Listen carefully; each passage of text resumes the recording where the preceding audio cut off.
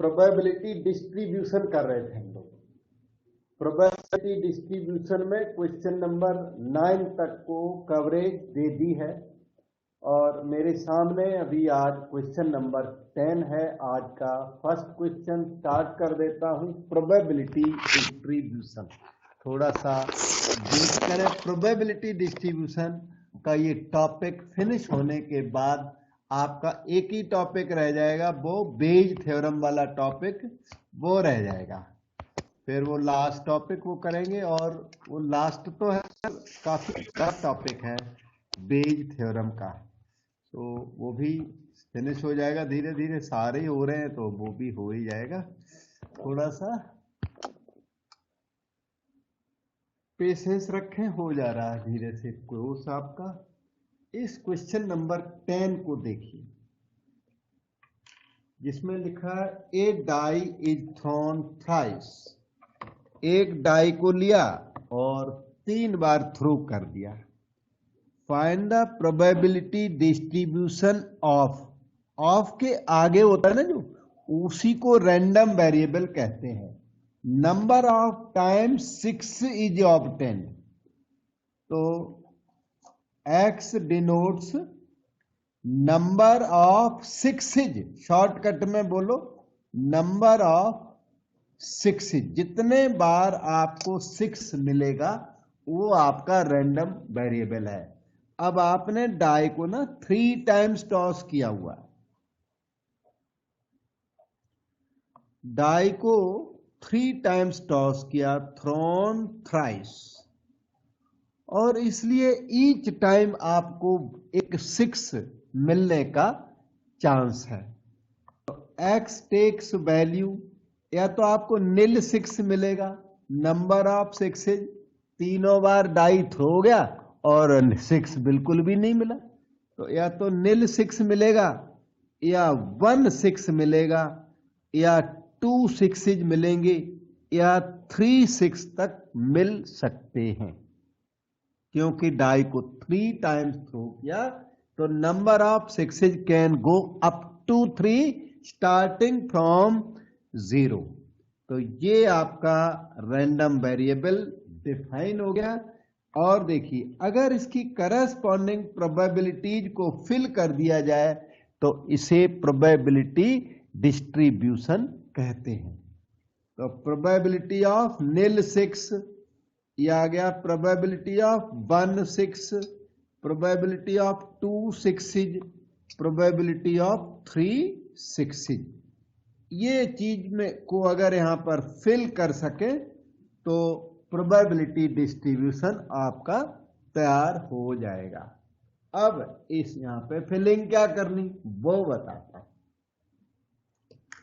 जब आपने डाई को थ्रो किया तो यहां पर देखिए, थ्रो कर दिया तो 6 आने का चांस है 1/6, और 6 न आने का चांस है 5/6, न आने का चांस है 5/6। जब आपने डाई को थ्रो कर दिया तो 6 आने का चांस 1/6 और 6 न आने का चांस 5/6 हुआ, सिंगल थ्रो ऑफ डाई। अब आपको क्या चाहिए, P0 चाहिए। ध्यान से देखे रहना, P0 का मतलब है प्रोबेबिलिटी ऑफ नील 6। 6 नहीं चाहिए हमको, क्या चाहिए हमें? हमें चाहिए 6 का बार, फिर से 6 बार, और फिर से 6 बार। तीनों बार ट्राई किया, हर बारी हमें 6 बार चाहिए। तो ये आ गया probability of 6 bar into probability of 6 bar into probability of 6 बार। 6 हमें नहीं चाहिए, और हां 6 बार ये सारे सेम है, इसलिए यहां पर आपको नंबर ऑफ परम्यूटेशन मल्टीप्लाई नहीं करने। अगर इनमें फर्क होता है ना फिर करना होता है, अगर करोगे तो कर लो, कोई बात नहीं। 1 2 3 things can be permuted in factorial 3 ways. All are similar of one kind, so divide by factorial 3.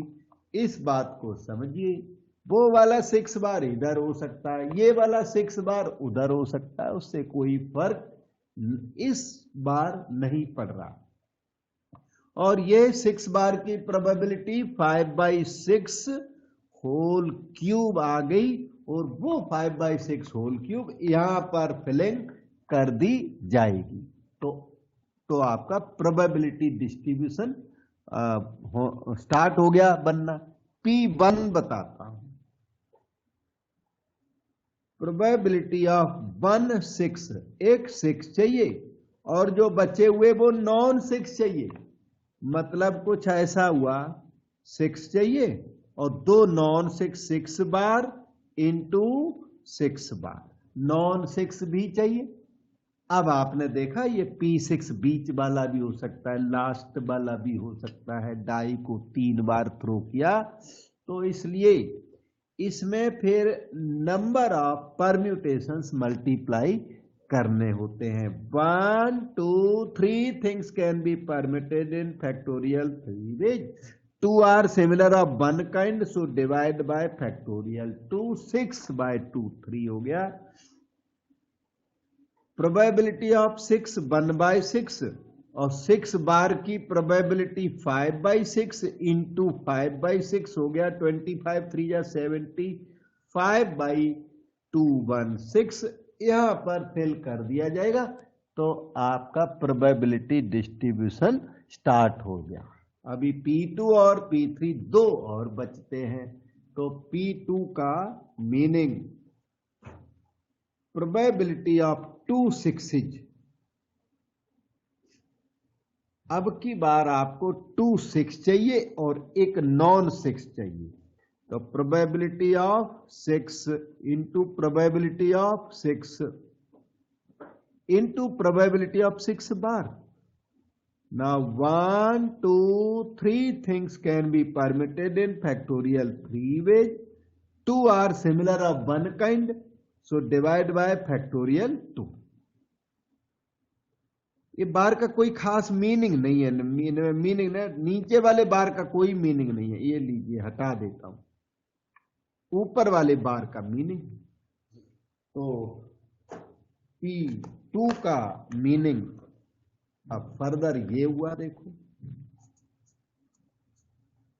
6/2 3, probability of 6 1/6, probability of 6 1/6, probability of non 6 5/6, 15/216। एक और रह गया P3 की फिलिंग करने को। प्रोबेबिलिटी ऑफ 3 6s, तीनों में 6 चाहिए, तो ठीक है P6 into P6 into once more P6। और हाँ 1 2 3 things can be permitted in factorial 3 ways, all are similar of one kind, so divide by factorial 3। इसमें मल्टीप्लीकेशन नहीं करते तो भी टेंशन नहीं थी। 1/6 का क्यूब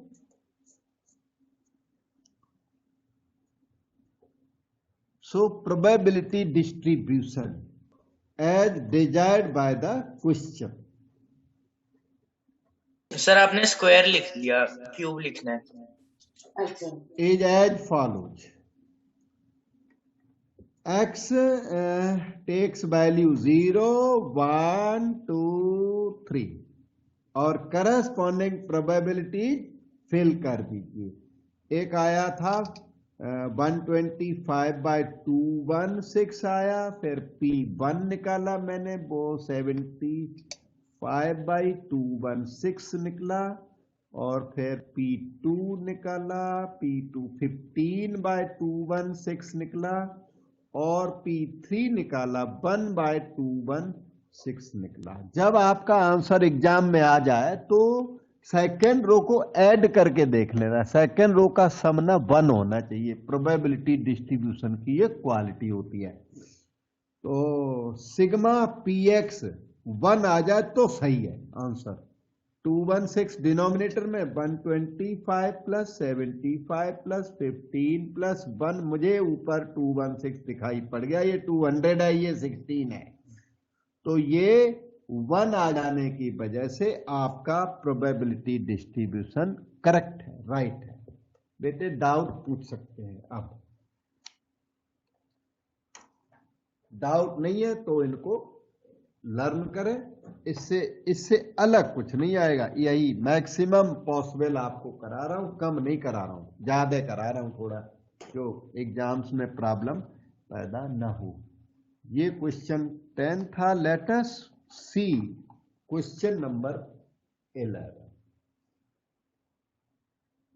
क्वेश्चन ये बार बार आते ही रहते हैं, पॉपुलर क्वेश्चंस हैं, लास्ट 2004 2014 में ये आया हुआ, ये नहीं आएगा तो इसी टाइप का कोई और आएगा, आते ही रहते हैं।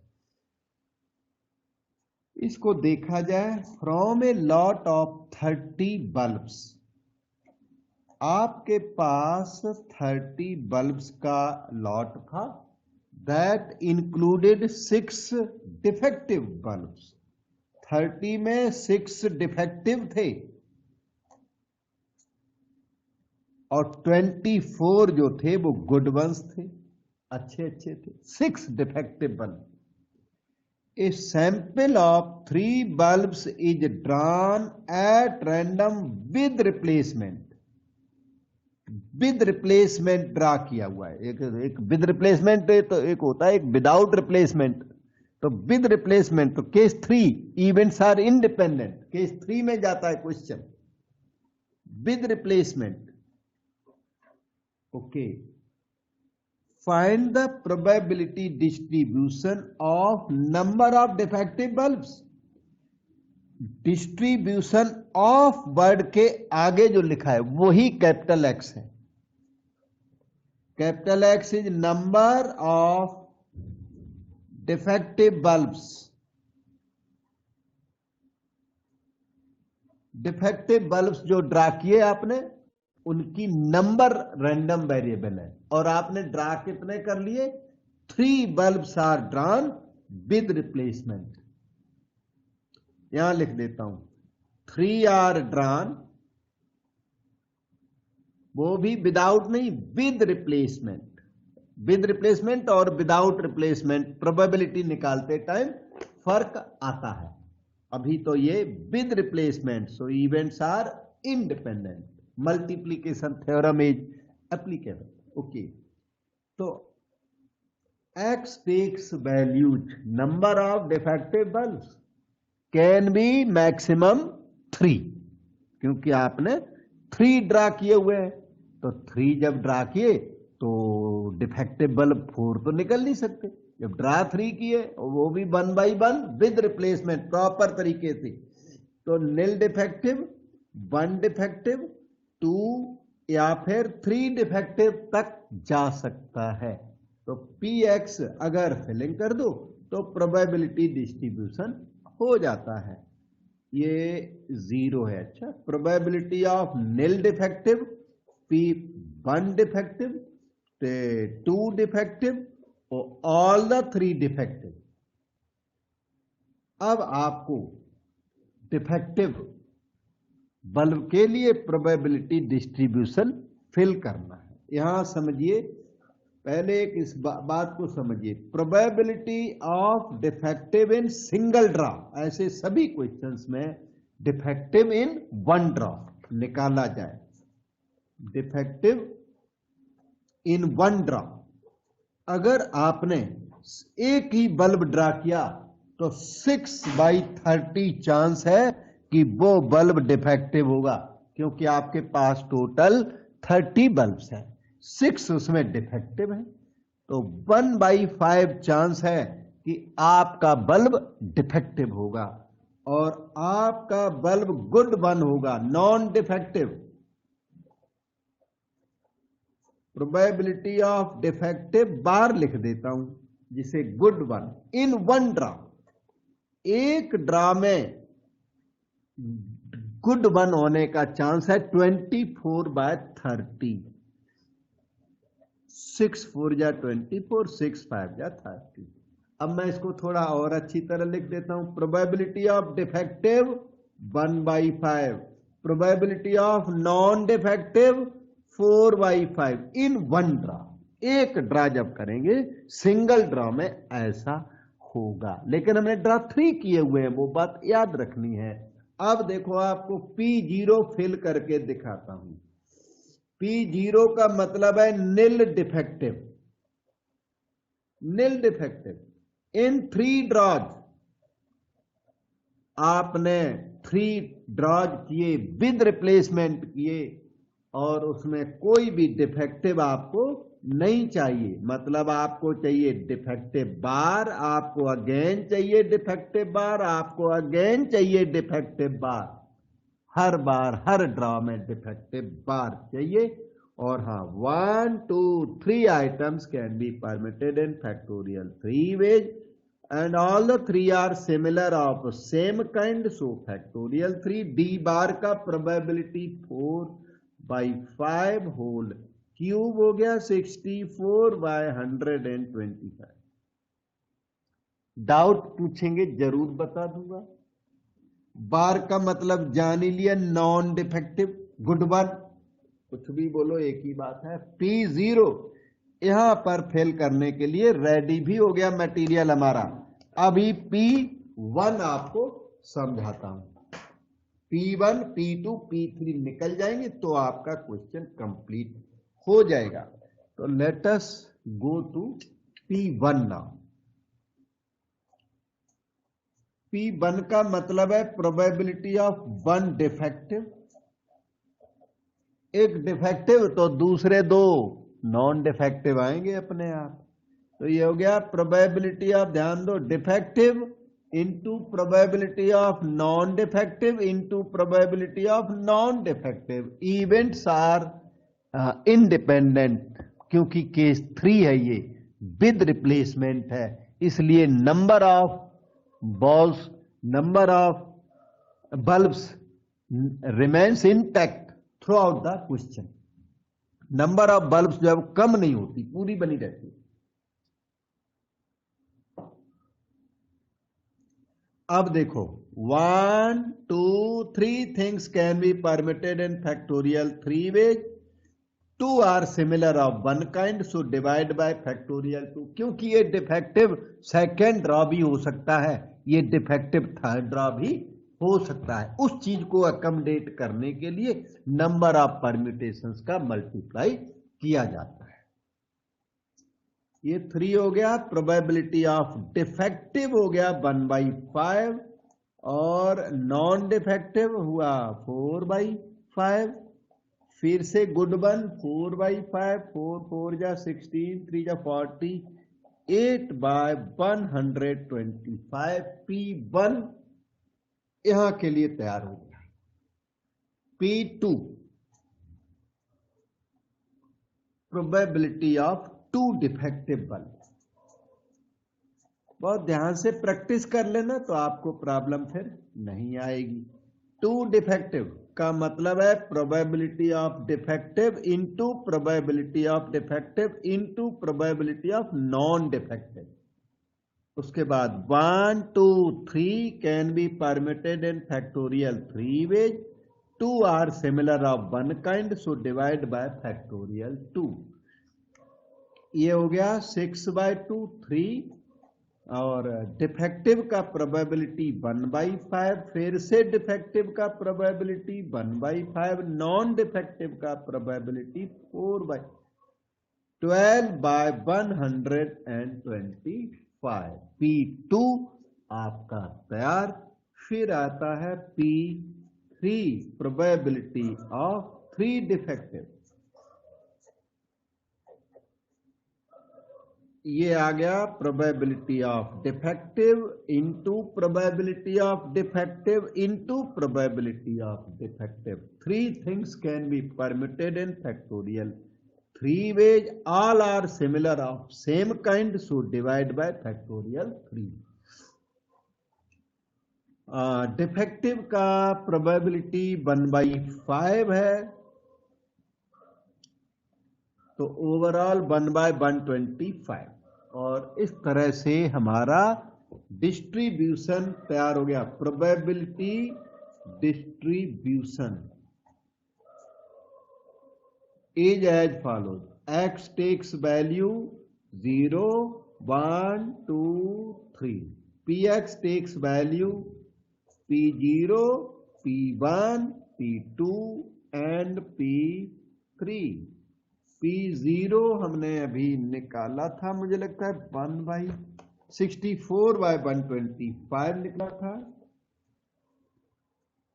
p1 हम लोगों ने निकाला 48/125, यही ऊपर लिखा है। और p2 आपको भी ये दिख रहा है 12/125, और p3 रहा इधर 1/125। तीनों को अगर ऐड कर दिया जाए तो ये 1 आएगा। Sigma px is always 1। Check कर सकते हो आप, पक्का डेफिनेटली 1 होता ही होता है। 1 नहीं होता तो मिस्टेक है कहीं, 1 होगा ही होगा।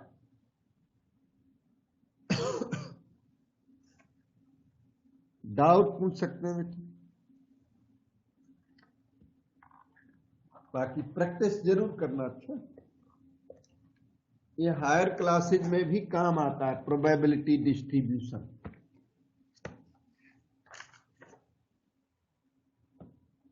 सो we have done this question number 11 आपने अभी किया था। अब ट्राई करता हूं नेक्स्ट क्वेश्चन नंबर 17। बीच में कुछ क्वेश्चंस होमवर्क आप पे ना हो तो हमसे जरूर करा लेना, श्योर कर दूंगा।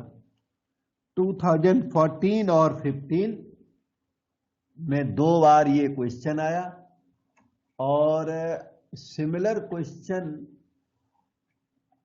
और भी आया। मुझे लगता है 2016, देखो 14 15 में आया, 16 में आया और 18 में आया। ये सारे सिमिलर क्वेश्चन है, बड़े ही popular questions.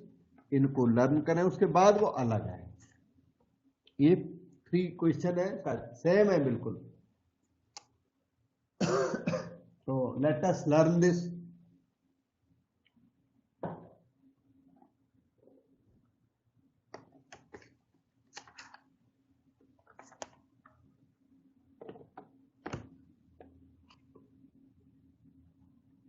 A. 2 numbers are selected at random without replacement। अब की बार कॉम्बिनेशन यूज होने का चांस है, विदाउट रिप्लेसमेंट है। 2 numbers are selected at random, अकेला बोल दो या at random without replacement, case 2। और केस 2 में फिर होता है case 2A, case 2B। 2A वो होता है जिसमें ऑर्डर मेंशन नहीं होता और कॉम्बिनेशन लगते हैं, और केस 2B वो होता है जिसमें फर्स्ट सेकंड थर्ड की लैंग्वेज होती है। इसमें ऑर्डर फिक्स, क्वेश्चन आप आगे चल के देखोगे, ऑर्डर फिक्स इसमें नहीं है, तो केस 2A आएगा। अभी देख लेना, इसमें फर्स्ट सेकंड थर्ड की लैंग्वेज नहीं आएगी। केस 2A मतलब ये होता है आपका order is not fixed.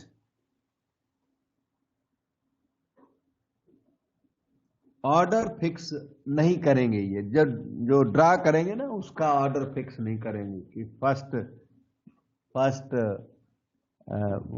Prime number चाहिए, सेकंड नॉन प्राइम चाहिए, ऐसा कुछ लैंग्वेज वहां पर दिखाई नहीं पड़ेगा। ठीक है। Case 2A, 2 numbers are selected at random without replacement from first 6 positive integers। आपके पास पॉजिटिव इंटीजर्स हैं, कौन कौन से? 1 2 3 4 5 6। फर्स्ट 6 का मतलब ये नहीं है कि इसमें ऑर्डर फिक्स हो गया, नहीं, वो तो पॉजिटिव इंटीजर बताए इन्होंने कि 6 तक जो है पॉजिटिव इंटीजर्स है। Let x denote the larger of the 2 numbers obtained. अब कहते हैं x denotes larger of two numbers obtained, larger of two number obtained, जो दो नंबर आपने चूज किए, इन्होंने बोला ना बिगिनिंग में, two numbers are selected at random without replacement, तो x denote larger of two numbers obtained, जो दो नंबर आपने चूज किए, यहां लिख देता हूं, two are chosen at random without replacement, two are selected, दो नंबर आपने सेलेक्ट किए, उनमें लार्जर नंबर को x बोलेंगे, नंबर ऑब्टेन्ड। आगे रीड करो, find the probability distribution of random variable x, आपको इस x का प्रोबेबिलिटी डिस्ट्रीब्यूशन निकालना है। उसके बाद इसमें और भी है, hence find mean of the distribution, mean of the distribution मैंने आपको बिगिनिंग में सिखाया था, बिगिनिंग ऑफ दिस टॉपिक सिखाया था, हालांकि मीन ऑफ डिस्ट्रीब्यूशन इस ईयर आपकी एग्जाम में नहीं आएगा, तो क्योंकि वो उन्होंने कोर्स से इस पर्टिकुलर ईयर के लिए निकाला हुआ है बाहर, तो इसलिए ये पार्ट मैं आपके लिए छोड़ देता हूं। मैंने करके दिया था फर्स्ट डे, और बाई चांस आपने नहीं किया तो एग्जाम में नहीं आना, ये नहीं आना, हैंस फाइंड मीन और वेरिएंस एग्जाम में नहीं आना, डिस्ट्रीब्यूशन आना है। ओके, तो x denotes larger of two numbers obtained. अब ध्यान दो, आपने नंबर कितने सेलेक्ट किए, 2, वो नंबर मान लो 1 2 आते हैं, तो लार्जर नंबर कौन हुआ, 2, मतलब लार्जर नंबर 1 कभी नहीं आएगा, x की वैल्यू 1 कभी नहीं होगी, और लार्जर नंबर की वैल्यू 2 से स्टार्ट होगी, लार्जर नंबर 3 भी हो सकता है, 4 भी हो सकता है, 5 भी हो सकता है, 6 भी हो सकता है, लेकिन लार्जर नंबर कभी 1 नहीं हो सकता।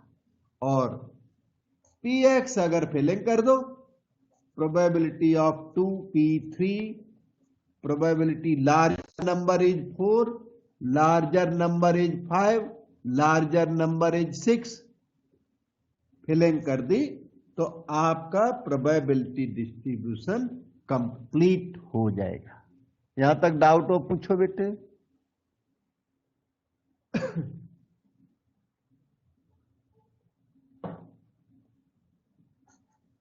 P2 देखिए, अब इनकी वैल्यूज मैं निकालना आपको सिखाता हूं, बहुत आसान होता है, एक छोटी सी लॉजिक के बेस पर। प्रोबेबिलिटी लार्जर नंबर इज 2,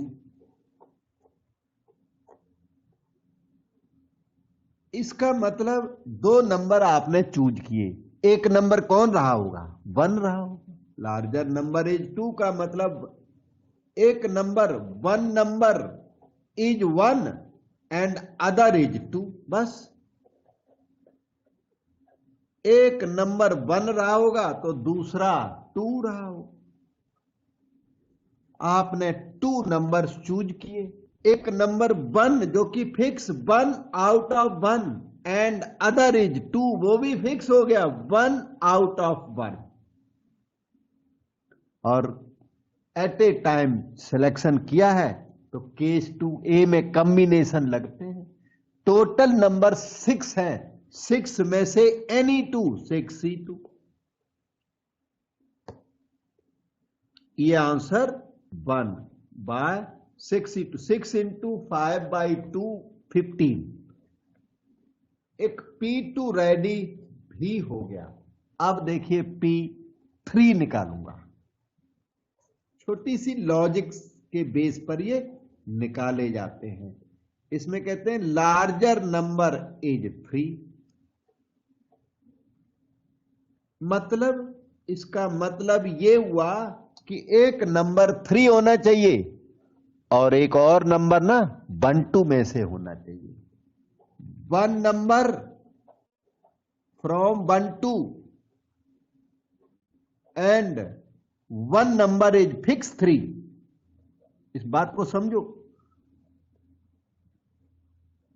एक नंबर 1 2 में से आना चाहिए और एक 3 आना चाहिए, तभी तो लार्जर 3 होगा। 1 और 3 में लार्जर कौन? 3। 2 और 3 में लार्जर कौन? 3। तो एक नंबर इधर से चाहिए और वो तो पक्का चाहिए, फिक्स P3। और ऐसा करने के बाद हुआ कुछ ऐसा, P3 की वैल्यू आए जा रही है। एक नंबर यहां से चाहिए 2C1, एक ये वाला चाहिए 3 फिक्स चाहिए 1C1, और टोटल 6 में से एनी 2 चाहिए। ये 2/15 आ जाएगा। 6C2 की वैल्यू 15 होती है, इसलिए P3 आपका तैयार। अब आपको दिक्कत नहीं आएगी। लार्जर इज 4, क्योंकि इसकी यही लॉजिक है। इसी से वो 3-4 क्वेश्चन जितने भी हैं सारे इसी लॉजिक से हो जाते हैं। लार्जर इज 4 मतलब ये हुआ कि 1 नंबर, एक नंबर चाहिए from 1 to 3 and 1 number is 4। एक नंबर तो 4 चाहिए श्योर, 4 चाहिए फिक्स, और एक नंबर इनमें से चाहिए। इनमें से कोई भी आ जाए किसी भी ऑर्डर में, 3C1 इंटू 4 चाहिए 1C1 बाय 6C2, तो ये आपका 3/15 आएगा। P4। अब की बार P5,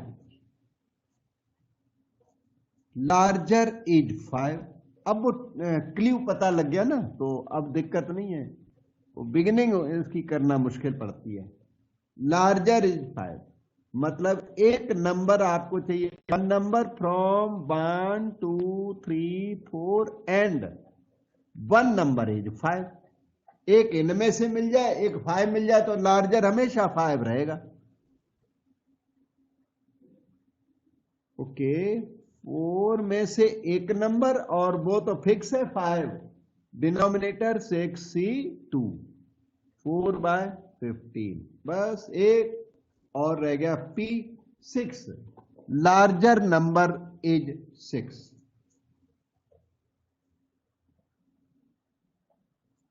का मतलब है 1 number from 1 2 3 4 5, 1 from 1 2 3 4 5 and 1 number is 6 fix. 6 जो है वो फिक्स। ये इसका मतलब इन 5 में से एक चाहिए और 6 तो पक्का चाहिए। डिनोमिनेटर 6C2 करने के बाद 5/15 आएगा और आपका डिस्ट्रीब्यूशन रेडी हो चुका है। अब आपका डिस्ट्रीब्यूशन मैं लिख देता हूं। प्रोबेबिलिटी डिस्ट्रीब्यूशन आने वाला है, x टेक्स वैल्यू 2 3 4 5 6 और px टेक्स वैल्यू 1/15, फिर था 2/15, 3/15, 4/15 एंड 5/15। सेकेंड रो को ऐड करो, 1 जरूर आ रहा है और आना भी चाहिए। Sigma px always 1 in any kind of distribution. ये डिस्ट्रीब्यूशन अभी जो कर रहे हो इसका नाम है प्रोबेबिलिटी डिस्ट्रीब्यूशन। ऐसे डिस्ट्रीब्यूशन बहुत सारे होते हैं, binomial distribution, Poisson distribution, student T distribution, gamma distribution, beta distribution, इस तरह से सेवरल डिस्ट्रीब्यूशंस की बुक एग्जिस्ट करती है। ये सारे डिस्ट्रीब्यूशंस आप बीएससी और पीई में कर, ये एक डिस्ट्रीब्यूशन आप लर्न कर, जैसे general distribution, general probability distribution, फिर इसी के बहुत सारे पीस हो जाते हैं, डिस्क्रीट डिस्ट्रीब्यूशन, कंटिन्यूअस डिस्ट्रीब्यूशन, तो बहुत सारे पीसेज हो जाते हैं और ये पूरी एक बुक बन जाती है। ठीक है बेटे, तो हम आपको नेक्स्ट क्वेश्चन करके देते थे। ये लार्जर वाला क्वेश्चन मैंने बहुत इफेक्टिवली क्लियरली आपको सिखाया। इतनी क्लैरिटी कई बार बुक्स में नहीं भी होती है, पर आपको मैंने जो पॉसिबल था वो खूब अच्छा लिख के दिया और समझाया सिखाया। ये रहा 17B मैं करूंगा और 17C उसके बाद आप करोगे। ठीक है। 3 numbers are selected at random without replacement, सभी में है, इसलिए इनमें आपस में ज्यादा मेजर फर्क नहीं है। फ्रॉम फर्स्ट 6 पॉजिटिव इंटीजर्स, अभी थोड़ी देर पहले जो क्वेश्चन किया था उसमें भी फर्स्ट 6 पॉजिटिव इंटीजर्स थे आपके पास और उसमें 2 चूज किए थे। इसमें क्या है, 3 चूज किए गए, ये फर्क है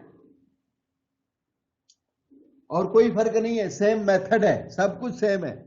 तो इस बार ये क्वेश्चन 17B जिसमें 1 2 3 4 5 6 नंबर्स हैं हमारे पास और सिलेक्शन किया है 3 का। 3 are selected at random without replacement. तो केस 2 एप्लीकेबल, जैसे पहले था एप्लीकेबल, और केस 2A में जाएगा question. Okay, let X denote largest of 3 numbers of 10। X denotes largest of 3 numbers of 10। तो X डिनोट्स व्हाट, 3 नंबर जब चूज किए तो 3 नंबर, मान लो 1 2 3 चूज हो गए तो लार्जेस्ट नंबर 3 से स्टार्ट होगा। 3 से लेस नंबर लार्जेस्ट कभी नहीं होगा क्योंकि हमने 3 नंबर्स को चूज किया है। तो लार्जेस्ट नंबर 3 जो है वो कम से कम यहां से स्टार्ट करना। Largest number can be 4, can be 5, can be 6। तो PX larger number is 3, largest number is 4, largest number is 5, largest number is 6 filling कर दोगे तो आपका डिस्ट्रीब्यूशन रेडी हो जाएगा। तो P3 की वैल्यू प्रोबेबिलिटी लार्जेस्ट इज 3 का मतलब क्या है, मतलब यह है कि 2 numbers from 1 to 2 numbers from 1 to and 1 number is 3। 2 numbers हमें चाहिए from 1 to and 1 number is 3। 1 2 में से 2 नंबर चाहिए तो 2C2 हो गया। इन दो में से दोनों भी चाहिए 2C2 और 3 तो फिक्स ही है 1C1 और टोटल हमारे पास 6 नंबर्स हैं जिसमें एनी 3 की सिलेक्शन 6C3।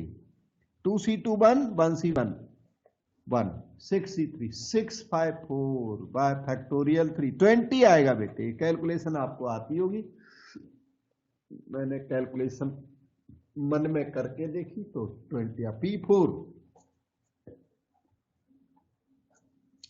Largest is 4।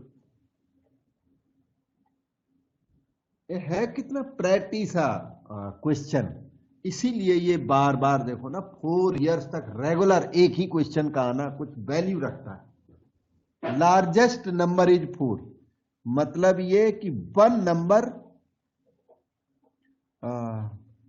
1 नहीं 2 नंबर्स चाहिए हमें, टोटल 3 की सिलेक्शन है। 2 नंबर्स चाहिए हमें 1 2 3 से, 1 2 3 से 2 नंबर चाहिए एंड 1 नंबर इज 4 और एक 4 श्योर चाहिए और दो नंबर इसमें से चाहिए।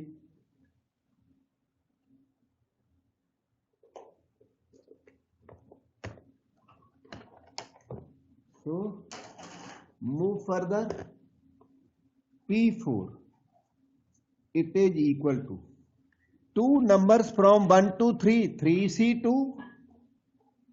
और एक नंबर 4 चाहिए तो 1C1 और टोटल 6 में से एनी 3 6C3 3C2 3 और ये आपका 654 बाय फैक्टोरियल 320 P4 भी रेडी हो गया। P5 आपको बता दो।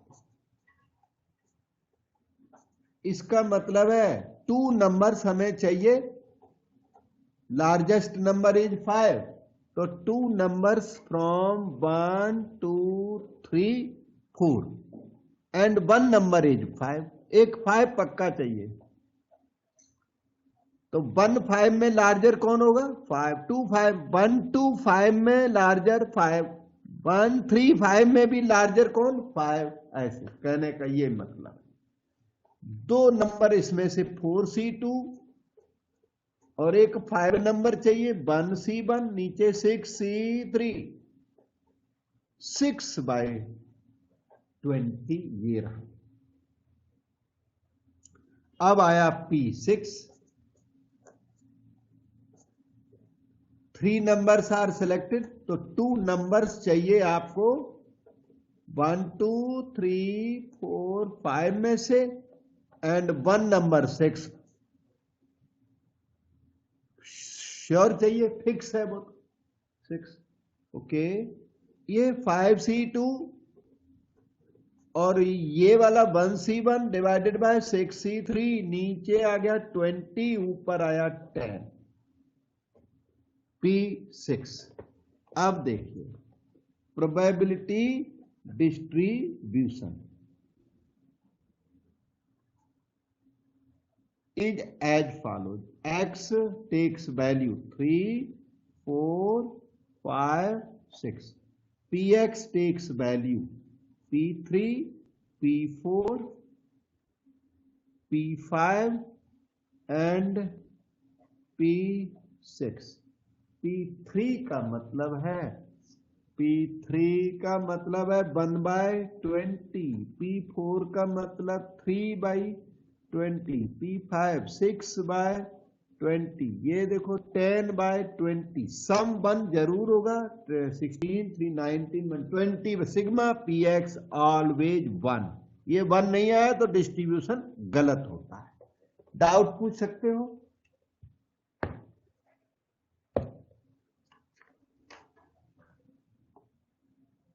So we can see the next question now. Excuse me sir. हाँ जी बेटे। सर ये 4C2 सर ऊपर 4 into 3 हो जाएगा 12/20 नहीं होगा 4C2। नहीं 4C2 6 होता बेटे, याद किया हुआ मैंने, रट्टे लगाए हुए हैं। ओके 4C2 देखो ऐसे होता है, start with 4 right 2 regular factors divide by factorial of suffix आ गया 6। Okay sir. ओके अब 4C2 मैं तो आपको बोलता हूं याद ही कर लो 6 होता है। ओके 5C2 10 होता है, 5C3 भी 10 होता है। ये 2-4 नंबर ऐसे हैं जो बहुत बार बार आते हैं ना, तो स्टूडेंट को टीचर को चाहिए याद ही कर ले। ओके 17C सेम क्वेश्चन है, इसमें फर्स्ट 5 इंटीजर्स हैं, यही फर्क है। नहीं तो ये 17A है, ए में कितने नंबर हैं 6, इसमें नंबर कितने हैं 5 और सेम क्वेश्चन है, आप जरूर करिए। मीन निकालने की जरूरत नहीं, सब में मीन आया एग्जाम में, आपके एग्जाम में मीन आना जरूरी नहीं। अब वैसे मैंने मीन करके दिया है, आप करिए। मीन और वेरिएंस फर्स्ट डे मैंने कराया, तो बहुत इजीली निकल जाता है, कुछ हार्ड नहीं है। तो लेकिन ये आएगा नहीं, तो इसलिए टाइम वेस्ट नहीं करते हम। क्वेश्चन नंबर 13 को देखिए। और एग्जामिनर कहीं वो भूल गया ना सिलेबस, तो पूछ भी सकता है, कोई बड़ी बात नहीं है। तो उसके लिए आप प्रिपेयर्ड रहे, बैकग्राउंड आपको दी हुई है। क्वेश्चन नंबर 13 को देखिए। एक कॉइन इज बाइज्ड, बाइज्ड का मतलब होता है डिफेक्टिव कॉइन है, सही कॉइन नहीं है वो। पूरा डिफेक्टिव कॉइन है, हेड टेल है भी कि नहीं डाउटफुल, देखे अच्छा क्या लिखा है, such that head is 3 times as likely to occur as tail. उसमें हेड टेल तो है, डिफेक्टिव होने के बाद भी हेड टेल है इसके अंदर। और क्या बोलता है, head is 3 times likely, more likely than tail. ध्यान दो, probability of head is 3 times probability of tail, ये बोल रहा है। Head is 3 times as likely to occur as tail. Question आगे रीड करने के पहले मैं इसको ही थोड़ा अरेंज करता हूं। इक्वल टू पी से, क्योंकि आपके पास ना प्रोबेबिलिटी ऑफ हेड अभी है नहीं, जरूरत पड़ेगी, इसलिए इसको पी बोल दो। तो इससे हुआ क्या, प्रोबेबिलिटी ऑफ हेड आ गया पी और प्रोबेबिलिटी ऑफ टेल आ गई p/3। आपको पता है कॉइन में 2 फेस होते हैं, प्रोबेबिलिटी ऑफ हेड और प्रोबेबिलिटी ऑफ टेल, वो 1 अब भी बना हुआ है, ठीक है, वो अब भी 1 है कि हेड आएगा नहीं तो टेल आएगा। There is no third face in the coin.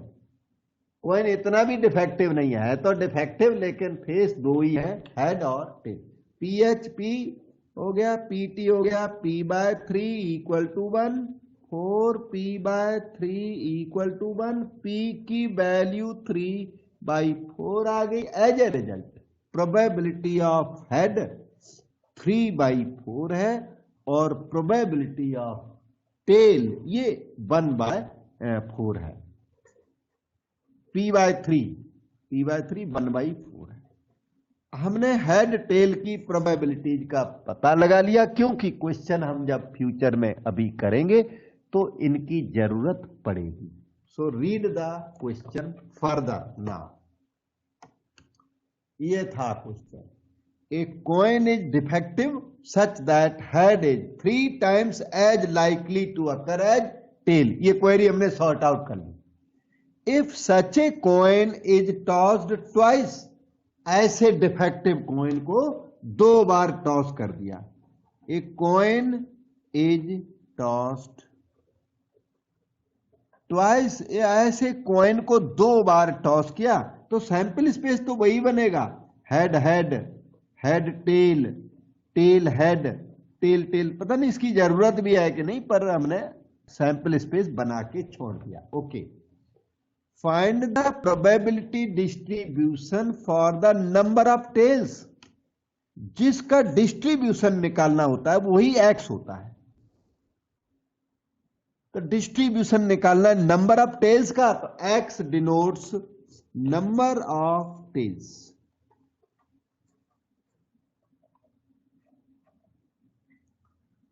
तो x takes value nil tail, 1 tail या 2 टेल्स, क्योंकि आपने कॉइन को 2 बार थ्रो किया। तो x will take value 0 tail या 1 टेल। नंबर ऑफ टेल्स लिखा था बार बार, क्या फायदा, यहां भी लिख देते हैं कई बार ना।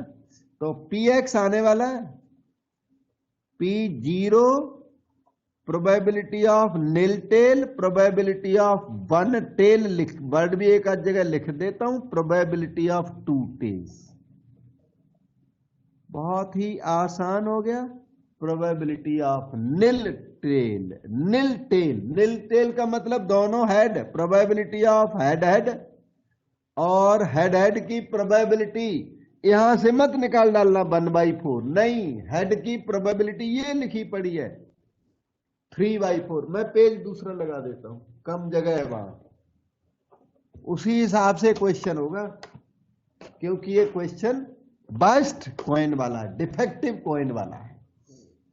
तो ओके, तो P0 probability of head head, ये होगा probability of head into probability of head, लेकिन प्रोबेबिलिटी ऑफ हेड 1/2 नहीं है, नहीं है। प्रोबेबिलिटी ऑफ हेड तो 3/4 निकाली हुई है आपने। Accordingly you will be using here 3/4, 3/4, 9/16। और हाँ, पीएच इंटू पीएच में परम्यूटेशन नहीं होता, नहीं, फैक्टोरियल 2 बाय फैक्टोरियल 2 आप लिख सकते हो, both are similar of same kind.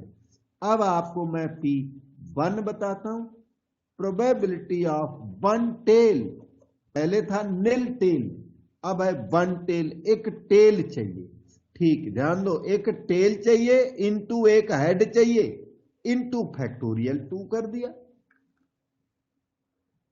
ये इक्वली लाइकली नहीं है, टेल और हेड की प्रोबेबिलिटीज में फर्क है, वो फर्क को ध्यान देते हुए क्वेश्चन करना है। प्रोबेबिलिटी ऑफ टेल 1/4, हेड का प्रोबेबिलिटी 3/4, ये आपका 6/16 हो गया है। और प्रोबेबिलिटी ऑफ 2 टेल्स, ये प्रोबेबिलिटी थ्योरी है, इसको बहुत इजी भी मत लेना आप, बहुत ही हाईली लॉजिकल होती है। पीटी इंटू पीटी और factorial 2 by factorial 2, there is no need to write, फिर भी ये लो लिख दिया, पीटी इंटू पीटी, ये 1/16 आ जाएगा।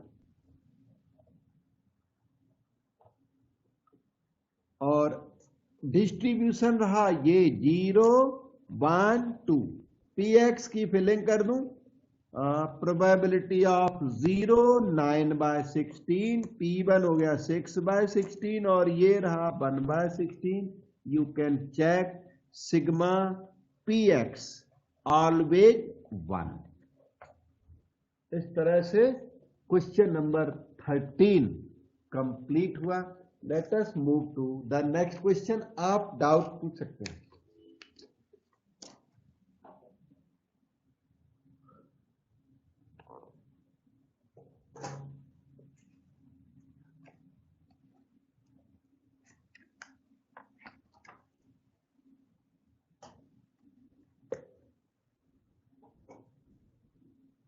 ये था question 13 C. Question number 19, in between questions कुछ होमवर्क बिल्कुल रहते ही हैं, वो होमवर्क रहते हैं और होमवर्क आप मुझे पूछा करिए, बताऊंगा, ठीक है। ओके, क्वेश्चन नंबर 19 को रीड किया जाए। ये क्या है question? 2 dice are thrown together. 2 dice को थ्रो करने में वैसे 36 आउटकम्स होते हैं, अगर अलग अलग काउंटिंग की जाए तो ईच टाइम 6 होते हैं, लेकिन टोटल 6 into 6 होते हैं। तो 2 डाइस आर थ्रोन टुगेदर, अभी तक के हिसाब से 6 स्क्वायर 36 आउटकम्स हैं। देखते हैं पूछा क्या है। And the numbers appearing on them are recorded, उनके ऊपर के नंबर्स हमने देखे, क्या क्या आया उनको रिकॉर्ड किया, तो वो 36 आउटकम्स पर रिकॉर्डेड नंबर्स, जैसे 1 1 1 2 ये रिकॉर्डिंग की गई। Let x denotes sum of 2 numbers, sum of 2 numbers तो तभी बनेगा जब वो 36 आउटकम्स आप काउंट करोगे। तो इसमें इंडिविजुअल नहीं, एक साथ इसकी काउंटिंग है। X denotes sum of 2 numbers of 10, इसका मतलब x टेक्स वैल्यू 2, दोनों पे कम से कम 1 तो आएगा ही, तो 2 से स्टार्ट होगा 12 तक जाएगा। 3 4 5 6 7 8 9 10, बच गई 11 12, स्पेस उधर फिनिश हो गई, तो ये x बच गया, तो कोई बात नहीं, अब लिख दिया, नहीं तो डेंस लिख सकता था मैं। ओके, तो प्रोबेबिलिटी इसकी अगर फिल कर दूं, p probability of 2 total 2 some is 2, probability 3 p4 p5 p6 है, p7 p8 p9 p10 p11 p12, तो ये इसी को प्रोबेबिलिटी डिस्ट्रीब्यूशन कहते हैं। ओके, तो probability of total sum is 2, सम 2 पता क्या होता है, 1 1 से आ जाता है, 1/36 हो गया, एक रेडी भी हो गया यहाँ 1/36, आप फिल कर देना बाद में, ठीक है। ओके, ये P4 हो गया। प्रोबेबिलिटी सम इज 3 सम कैसे आता, 1 2 और 2 1। यस 2 1। ये आपका 2/36 यहां फिल कर देना, बस हो गया। P4 सम इज 4, सम 4 1 3, फिर इसको इंक्रीज करो 2 2, फिर इसको इंक्रीज करो 3 1, अपने आप कंप्लीट होता चला जाता है। सीख लो इसको टोटलिंग करना। तो 3/36 P5 sum is 5, sum 5 is made up from 4 1, फिर ये वाला कम करो 3 2, फिर कम करो 1 3, एक मिनट 3 कम किया 2 2 आएगा 2 3, अब और कम करो तो 1 4, अब ठीक है, ये आ गया 4/36। ऐसे सारे टोटल निकालने पड़ेंगे धीरे धीरे। P6 सम 6 का मतलब क्या है, 5 1 4 2 3 3 2 4 1 5। खूब सम की क्वेश्चन में प्रैक्टिस करा दी। 1 2 3 4 5/36।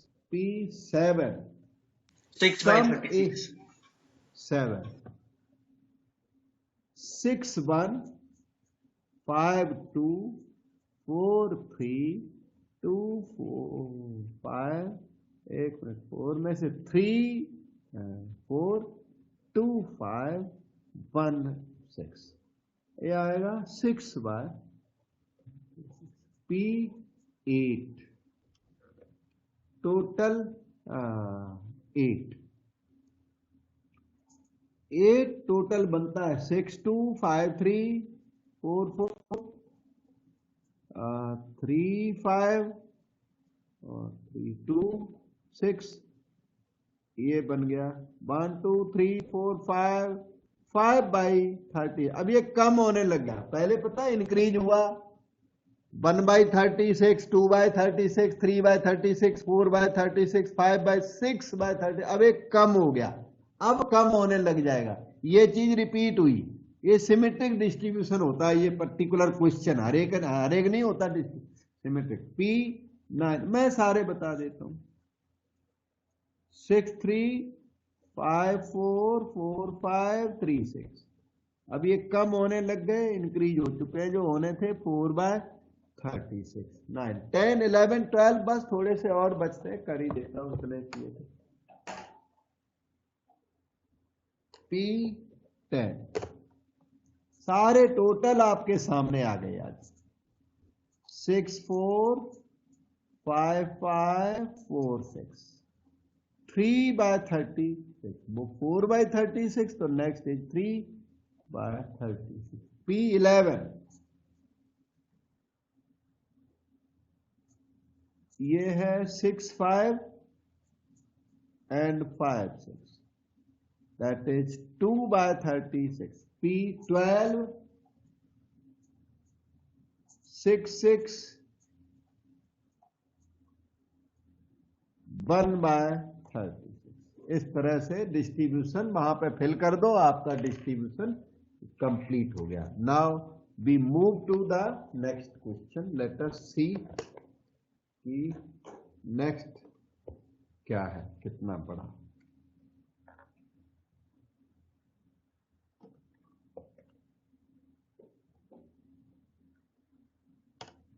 ये था 19 नंबर, काफी बड़ा पड़ा हम लोगों को। ये है अब क्वेश्चन नंबर 4 है। कोई और एक्सरसाइज है, मतलब miscellaneous exercise. Question number 4, question थोड़ा अलग सा क्वेश्चन दिख रहा है और इंपॉर्टेंट। सीबीएसई सैंपल पेपर 2008 में पब्लिश हुआ था और उसके बाद ये खुद आया नहीं, अब आएगा, क्या पता कब आएगा, लेकिन क्वेश्चन अच्छा है ये। let x denote number of colleges where you will apply after your result. इसमें जो रैंडम वेरिएबल x है वो नंबर ऑफ कॉलेजेस को डिनोट करता है. Probability x equal to x denotes your probability of getting admission in x number of colleges. It is given that this happens. Find the value of k. आपसे k की value मांग दी. What is the probability that you will get admission in 2 colleges? Probability x equal to 2 भी पूछ दिया और mean variance भी demand कर दी. Okay, जो कि हमें नहीं करना है और आप कर सकते हो. आप कोई भी इच्छा हो करने की क्वेश्चन सी पार्ट और होता नहीं तो मुझे जरूर अप्रोच करें, मैं तो श्योर करा दूंगा. ओके, तो ये इस बार डिस्ट्रीब्यूशन तो इसने दिया पर ये डिस्ट्रीब्यूशन सही फॉर्म में नहीं है. टेबुलर फॉर्म में डिस्ट्रीब्यूशन चाहिए होता है तो वो नहीं है. ये इन्होंने डिस्ट्रीब्यूशन दिया हुआ है. अब ये डिस्ट्रीब्यूशन को आप कैसे मानोगे? इधर देखो, x equal to small capital x और स्मॉल एक्स एक ही बात है, ध्यान देना. x की वैल्यू ये दी है साइड में, 0 दी है, 1 दी हुई है ये, फिर 2 दी है, फिर 3 दी है इसने, फिर 4 भी दी है. ये लीजिए कैपिटल एक्स की वैल्यू, ये टेबुलर फॉर्म, उसको मैंने टेबुलर फॉर्म में कन्वर्ट कर दिया. और probability x equal to x निकाला जाएगा. 0 और 1 के लिए, 0 और 1 के लिए kx वैलिड है. अच्छा, यहां पर kx से आएगा, kx k into 0 0, k into 1 kx से आएगा.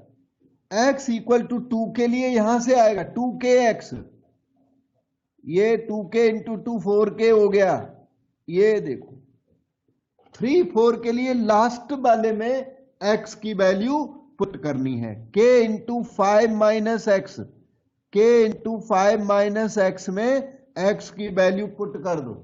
3 4 के लिए 3 पुट करोगे, 5 माइनस 3 2k आ गया, और x की वैल्यू 4 पुट कर दोगे तो 1k आ गया.